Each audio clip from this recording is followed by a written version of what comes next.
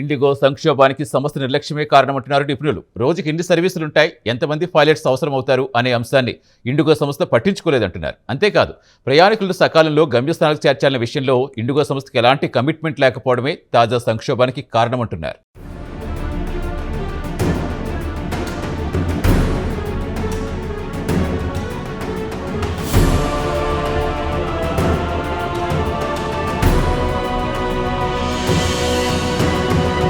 ఇటీవలి కాలంలో దేశంలో ఎటు చూసినా అందరూ ఇండిగో సంక్షోభం గురించే మాట్లాడుకుంటున్నారు. అయితే ఇండిగో సంక్షోభం ఒక అనుకోని విపత్తు కాదు.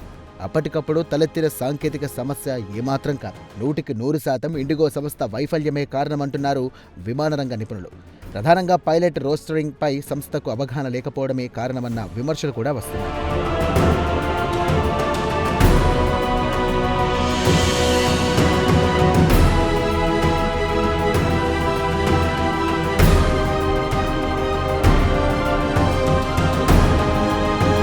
వాస్తవానికి కేంద్ర ప్రభుత్వం ప్రకటించిన ఫ్లైట్ డ్యూటీ టైం లిమిటేషన్స్ను అన్ని సంస్థలు సక్రమంగా అమలు చేశాయి. అంటే పైలట్ల డ్యూటీకి సంబంధించిన చార్ట్ అన్నమాట.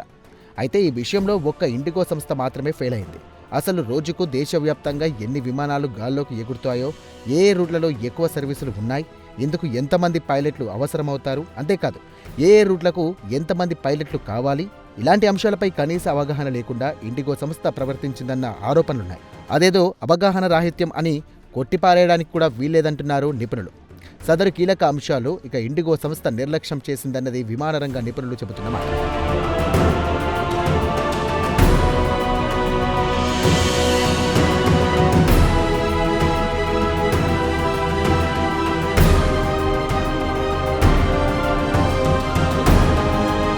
సహజంగా విమాన ప్రయాణాలు వాయిదా పడితే ముందుగా సదరు సంస్థకు తెలుస్తుంది. ప్రయాణికులు ఎయిర్పోర్టుకు బయలుదేరే ముందే ఇక వారికి మెసేజ్ పెడతారు. ఒకవేళ మెసేజ్ పెట్టకపోయినా ప్రయాణికులు ఎయిర్పోర్టుకు చేరుకోగానే వారికి ఇబ్బందిని వివరిస్తారు.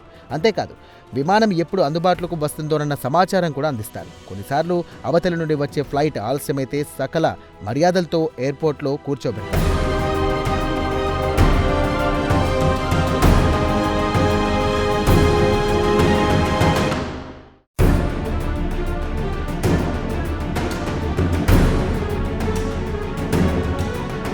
అయితే ఇండిగో విమానాల విషయంలో ఇలాంటివేం జరగలేదు. ప్రయాణికులు లగేజ్ తీసుకొని సెక్యూరిటీ చెకింగ్ కూడా పూర్తయిన తర్వాత కానీ విమాన సర్వీస్ క్యాన్సిల్ అయిందన్న విషయం చెప్పలేదు. ఇది ఒక్క ముంబైలోనో లేదా ఢిల్లీలోనో కాదు. ఇండిగో విమాన సర్వీసులు క్యాన్సిల్ అయిన అన్ని చోట్ల ఇదే జరిగింది. చావు కబురు చల్లగా అంటారే, అచ్చు అలాగే విమాన క్యాన్సిల్స్ అయిందన్న వార్త చెవిన పడేశారు ఇండిగో సిబ్బంది. అంతేకాదు, సర్వీస్ క్యాన్సిల్ అయితే టికెట్ల సొమ్ము ఎప్పటికప్పుడు తిరిగి ఇచ్చేస్తారు. ఈసారి ఇండిగో సంస్థ అలాంటి పని కూడా చేయలేదు. అలాగే సర్వీస్ క్యాన్సిల్ అయితే సదరు ఎయిర్లైన్స్కు సంబంధించిన హోటళ్లలో బస ఏర్పాటు చేస్తారు. ప్రయాణికులకు ఇబ్బంది లేకుండా చేస్తారు. అయితే ప్రయాణికులకు సంబంధించిన ఇటువంటి కనీస మర్యాదలు ఏవి ఇండిగో సంస్థ పాటించలేదన్నది వాస్తవం.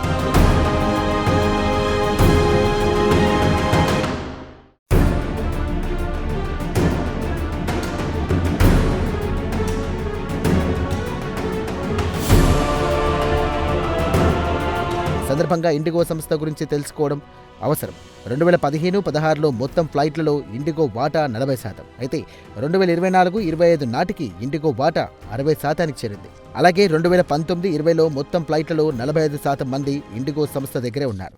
అంతేకాదు, మొత్తం ఫ్లైట్స్ అవర్లో ఇండిగోదే 42%. కాగా 2023-24 వచ్చే నాటికి ఫ్లైట్ అవర్స్ 51%కి పెరిగింది. అయితే పైలట్ల శాతం 44%కి తగ్గింది. అంటే ఒకవైపు ఫ్లైట్ అవర్స్ పెరిగాయి, మరోవైపు పైలట్ల శాతం తగ్గిందన్న వాస్తవం స్పష్టమైంది. ఇదిలా ఉంటే పైలట్లుగా ప్రమోట్ చేయడంలో తాత్పర్యం చేయడమే వారు సంస్థ నుండి వెళ్లిపోవడానికి కారణమంటున్నారు విమానరంగ నిపుణులు.